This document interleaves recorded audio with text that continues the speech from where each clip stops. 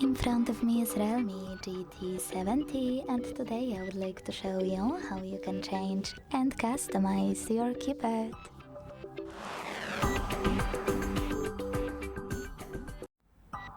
Begin by opening your keyboard and tapping on this icon of a color palette at the top of it.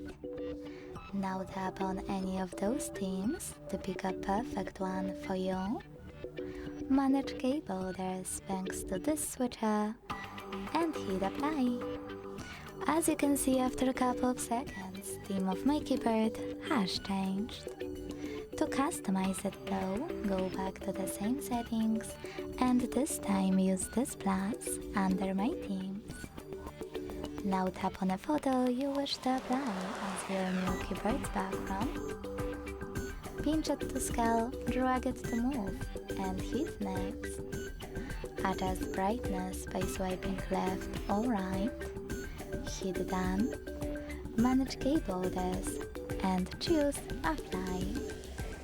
Thanks so much for watching. If you enjoyed this video, leave a like, comment and subscribe.